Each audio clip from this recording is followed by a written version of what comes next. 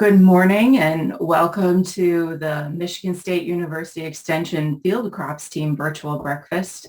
I'm Sarah Franzak. I'm an environmental management educator. I'm based in Hillsdale County, but I cover the whole state. I help farmers make good environmental decisions on their farms. So if you ever need some help from me, just try to find me and Google my name and MSU and you can get my contact info and we can talk about anything that you need to do on your farm. So today, there's just a few housekeeping things. We'd like you to please mute yourself during the presentations. Sign in with your first and last name. And to do that, you need to click on the participant list at the bottom of the screen, find your name and hover and then click more. And then in that list, there's the word rename. So you click that and you can rename yourself. To ask questions, look into the chat box found at the bottom of the screen. And you can type something up there and we'll find it and try to get to all of your questions. And finally, RUP and CCA codes will be given at 7:30. MSU Extension programs are open to all. The collection of demographic data from the program participants is an important and mandated aspect of all MSU Extension programming. This is voluntary, and the information that you provide will not be used in any way to identify you personally, but rather as a member of a group that participated in this program. A link has been shared in the chat, and we ask that you take a moment to fill out that information. Thanks for coming this morning, and we thank you for your participation. And this morning, we're going to be hearing from Dr. Brook Wilke, and he is the Associate Director of Science and Agronomy at the KBS station down here near Kalamazoo, and the long-term Agroecosystem research. That is a mouthful, Brooke. I don't know how you do that as a title. I'm still figuring it out. Well, Brooke's going to talk to us about getting the most from manure applications. So thanks, Brooke, for coming, and I'm looking forward to hearing what you have to say. Thanks, Sarah. Thanks for having me, and look forward to talking with you all this morning. This long-term agroecosystem research with the abbreviation of LTAR is a collaboration of sites across the country looking at sustainable intensification of agricultural systems. So we're fortunate at KBS and MSU to be a part of this network. It's a relatively new initiative for us, but it's going to be really great. So that's the core of what I do. But I'm also excited to talk to you today, not about that, but a little bit about manure applications and getting the most out of them. I'm not going to share anything groundbreaking per se, but hopefully some tips and tricks that can maybe help you. And I'm assuming that a lot of you maybe aren't livestock producers, but crop producers that may or may not have access to manure. And so if you're in that case, hopefully this information can be a little bit helpful. So first of all, manure is extremely valuable and it should be cherished. And if you have an opportunity to get some manure or compost on your fields, you should take advantage of that opportunity because manure is one of the fastest ways to build soil health. And we know from many studies that soil health increases crop yields generally. Improving soil health increases crop yields and can definitely provide some resilience in drought conditions, which many of us experience almost every year. Manure also obviously provides necessary plant nutrients and can substitute for commercial fertilizers in that way. So we want manure. However, many of us know, or maybe you don't know, that manure applications can be challenging. Okay. Compaction from driving that heavy equipment across the fields can be a real issue. Loss of nutrients is a major concern of mine and of society. We can lose these nutrients to the air, to the water, both surface water and groundwater, and in worst case scenarios, neighbors' fields or even yards and lawns. And obviously there's concerns about odor and water quality from people around the farm. And then just kind of the logistics of it can be challenging. It's time consuming. You need certain equipment. Equipment can break, including the picture I'm showing, which is a real scenario that we've experienced on our farm with wheels falling off of manure tankers, which is a nightmare scenario. All things you have to deal with, right? So the goal when we're applying manure is both to minimize the risk of those problems that I mentioned and maximize the value of this really valuable product that we're going to have. So a few tips to be able to do that. Okay. Number one, and these may not be in priority order, just kind of the order in which they came up in my mind. Apply manure when fields are dry enough to hold up equipment. When you're making kind of narrow passes across the field with really heavy equipment, you certainly don't want to compact your soil, which leads to many other problems down the road and maybe deflates the value you're getting from the manure. We want to delay the applications of manure until we have a crop there to take the manure nutrients up, right? There's a lot of a window of opportunity to get a manure applied this time of the year, in the summer, fall, especially after our crops are harvested. But if we don't have any plants growing there, those nutrients can easily be lost because it's a long wet period until we have new growing season occurring. So if you are applying manure or have an opportunity to get manure on your fields in the summer or fall, plant a cover crop. It's probably the most important thing you can do to optimize the value of that manure and mitigate the risk of putting those nutrients out there this time of the year.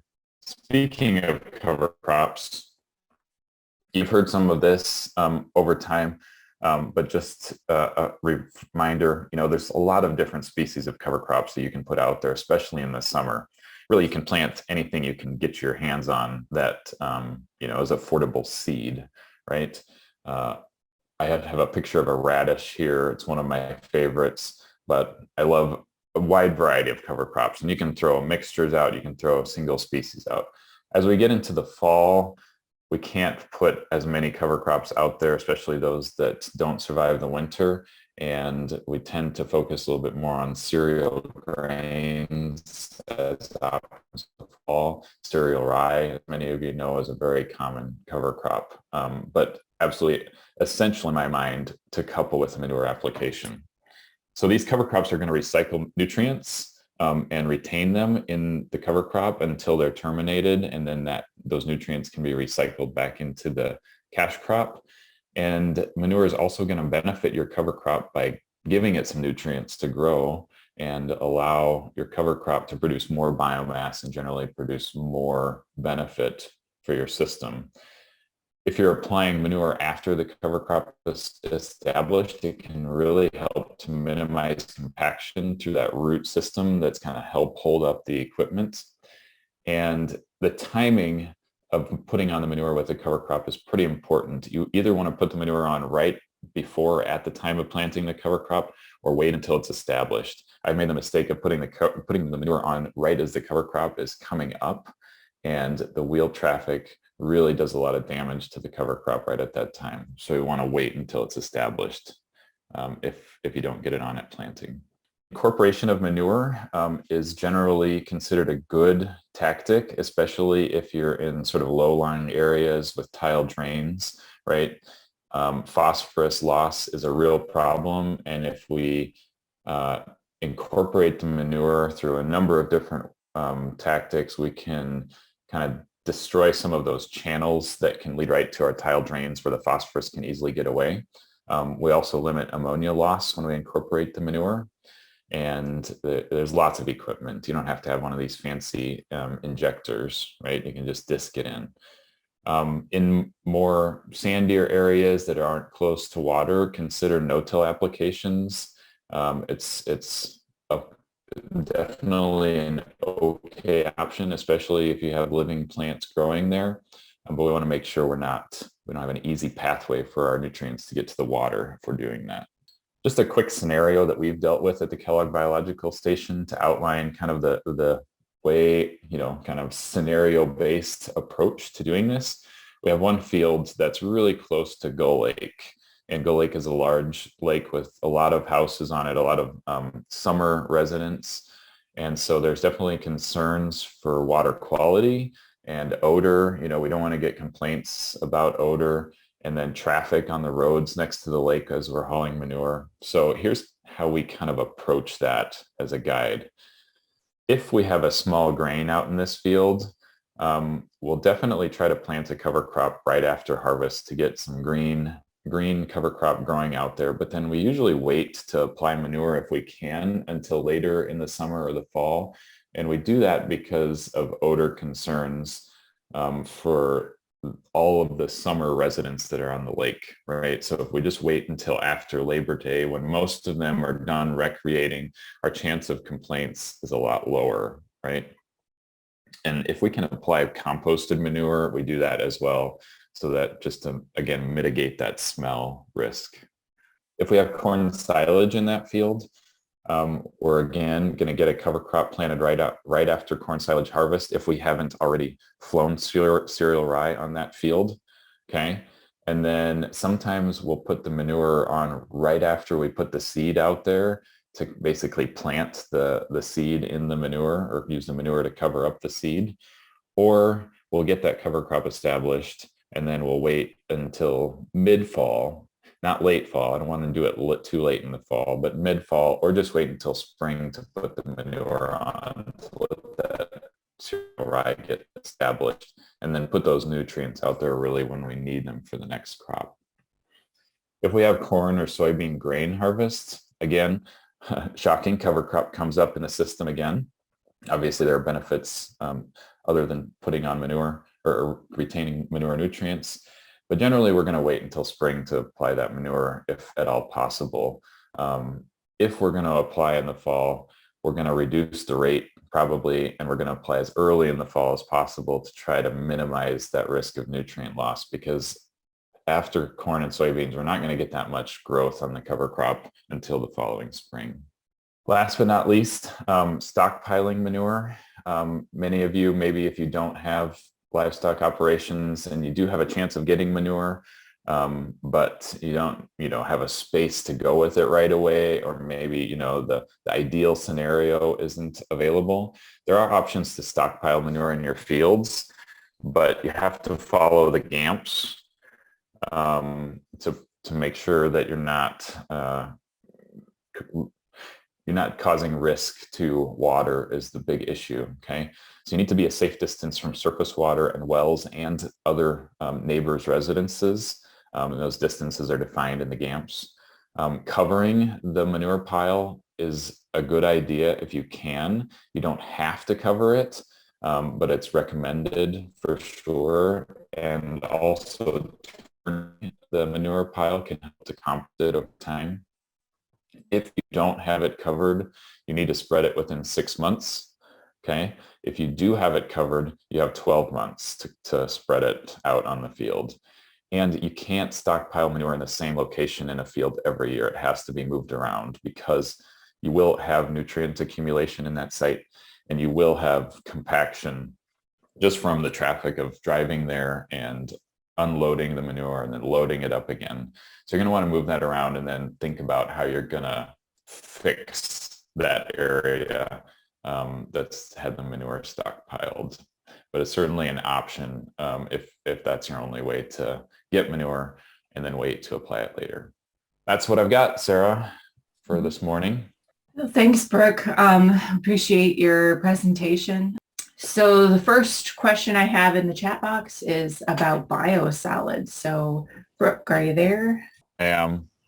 All right. I'm here. Unfortunately, you changed venue. Yeah, I moved outside as it got light enough. Unfortunately, I'm not that familiar with biosolid, either regulations or management. I haven't worked with it. Sarah, maybe you have more answers than I do. Yeah, I mean, I have a little bit of an answer. So biosolids are nutrients, right? They're like manure, and that you would apply them in a similar way when you're looking at your nutrient management plan. However, They're also highly regulated. So if you're applying biosolids, you're probably receiving them with some kind of a plan attached to them anyway. They've also been tested for things like heavy metals, and you should be aware of that when you receive those biosolids. I think the last thing you need to be aware of when you're putting on biosolids is that there might be other chemicals that linger in there. We've seen PFAS as an issue. So all of that needs to be part of your thoughts when you're using biosolids. All right, next question. How long is the release of nutrients delayed for the following crop when taken up by cover crops compared with not planting cover crops after manure application, assuming that you use cereal rye, which is really our one tool in our arsenal here in Michigan. So when does the nitrogen release from a cereal rye crop after it's burned down or crimped? Yeah, that's it's not easy to answer definitively and depends on multiple factors. I would say first and foremost, whether that field is tilled after the cereal rye or, to terminate the cereal rye or not. I think that regardless, the nutrients that are accumulated are going to take some time after the cereal rye is terminated or any cover crop to release. And it's going to depend on tillage. It's going to depend on temperature and moisture. But certainly it's going to take some time after termination. If you till, it's going to speed up that release of nutrients. And so you might be able to fine tune your early season nutrient plans based on, what you're doing to manage that cover crop, which is going to dictate how fast it's going to release those nutrients. Right. And I think, go ahead. Oh, well, I was just thinking that, the cover crop team has a lot of good videos out there, and I'm not sure if there's one specifically about this, but maybe we can look into that and get some of that information made available to people too. So we're going to take another question. Let's see. What are the pros and cons of mixing cover crop seed with manure slurry when spreading? My impression on that is that the cons would be if you're mixing that seed, it's somewhat difficult to get it evenly distributed in the manure slurry, although it's possible. And logistics can also be a challenge of getting that because, frequent fill-ups and so forth, and maybe moving slurry around. Obviously, the benefits would be that you don't need to make an extra pass across the field to put the cover crop seed out there in addition to the manure. So it kind of comes down to logistics and whether, your ability to do that makes sense, or if it's just easier to go spread the seed out on the field first.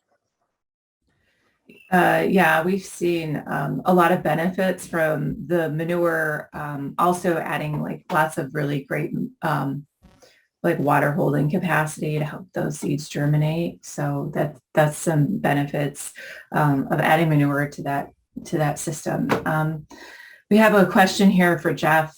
Current weather often is compared to average of the last 30 years, but the 30-year average now includes the last climate changed decade with numerous record annual or monthly temps. Doesn't seem a fair comparison. It hides real deviation in temperature or rainfall from historical averages. Is there a move to set the 30-year comparison to a time frame prior to recent years? It's an excellent question, and it's a very, very valid one. And I would start by saying that several decades ago, an international governing body, which includes the meteorological services, the National Weather Service, and NOAA of the U.S. It's affiliated under the World Meteorological Organization and the UN. They came up with a decision to say we're going to use 30 years, and the first year of every decade, the one year, we're going to look back at the prior 30 years, and we're going to take the means of those 30-year periods, and that's going to be our quote normal. And you would say, well, why would you do that? Why would you use 30? Because it is an arbitrary number. it's somewhat based on the length of a human life. That's one piece, but it is arbitrary. And for the reasons that were highlighted very well by the person who asked the question, some people think that is too long. But if you look at statistically how these numbers behave, and there are very clear trends in our, as noted here, the most significant one for Michigan and for the Great Lakes region is an increase in precip. It's getting wetter with time. We're still on that upward part of the curve. Temperatures have also increased, especially in the cool season. It's leveled off a little bit over the last decade or so, but we're still getting warmer, and especially at night, our minimum temperatures. So what basically, back to the point here, is that, well, we're now using the period 1991 to 2020. We have been, just for a couple months, we had been using 81 to 2010 before that. And now, as a result, by looking back, our numbers probably, you could argue, are a little bit conservative, especially for precipitation, because they include some of that period trend-wise that was drier. It's just one of the things we have to live with, but it is probably important to remember that, especially for precipitation, that what we might expect over the next few years is probably more typical of the last decade relative to maybe the 1990s. So that mean is, yes, you could say it is a little bit misleading, but that's just what the rules were at. There's debate on whether to maybe make it shorter, the normals period, but I don't think it's going to change anytime soon. But it's a real challenge, and by use, again, ultimate last thing, it does mean that we have to take those trends into consideration when we consider what is, quote, normal, because we're right now, especially for precipitation, we're at the edge of those means, or we're on the upper edge. But really good question. Thanks, Jeff. One more question for you. With the long lead outlook calling for above average temps, do you think our killing frost will be postponed? Yeah, that's one we have actually looked at that, and even though and of course what these long lead outlooks, all they tell you really is what is the average over that period going to be. And some people would say, well, that's how useful really is that? It's useful for a couple things. One would be the degree day accumulations. If it's above average, you can really be pretty confident, or at least you're going to have above normal degree day totals. But it doesn't say that we're not going to get a piece of Canadian origin air in there for 3 days or some other extreme event. It does not do that. They just can't provide that. So that's one of the shortcomings of this. And we have looked at this, especially for these events, the last freezes of the spring, the first freezes of the fall. And if you look at those outlooks, they're almost independent. You can't really tell. There's very little correlation. So the best thing to do, we found statistically, is just to go back to the normals question again, but use the climatology and look, because it's fairly consistent one year to the next. And the vast majority of those, at least a half of them, fall within about a 2-week period either side of that 50th percentile. And for most of the state of Michigan, it starts in late September for the first at least 32 degrees Fahrenheit of the fall, and then moves into the first week of that's the middle of the distribution. So you're a few weeks on the other side. And I know that's a sort of a cop out, but those outlooks just don't give us much information, unfortunately, with regard to that event. All right, so what you're saying is Phil's still going to have to harvest green tomatoes. That's what I'm hearing. They'll probably always be there. You could say, though, especially given this warm weather here at the end, there should be, for most people, much less concern about maturity issues with crops this year. Things are, especially corn right now, is really moving quickly with this, responding to this warm weather, and with more to come, it will continue. All right, thank you, Jeff. So Sarah, I was going to make a comment in there. So really, my comment is got some things behind there in the background, and it has to do with alfalfa seedings. I have producers that want to delay that alfalfa being seeded, and based on Kim's presentation several weeks ago, she said, well, we have to have a good 6 weeks. So I'm concerned that people are going to delay their alfalfa seedings, and when they do that, there may be an opportunity for that killing frost to come in there even though we have above average temperatures longer into the fall. It's a really good point, Phil, because I won't say they're completely independent, but they behave. We could have a really warm fall, but still have an early killing freeze. That happens, unfortunately, as well. It's less likely, but it does happen. So Phil's point's a real good one, I think. All right. I don't have any more questions in the chat. So unless somebody wants to type one in right now, I think that we've exhausted those. So I appreciate everyone coming today. And Sarah, I was going to ask Marty Chilvers if he has a second to give us maybe the last update on tar spot for corn in Michigan and things that he's seeing, if he's still on. Hey, Phil. Yep, I'm still here.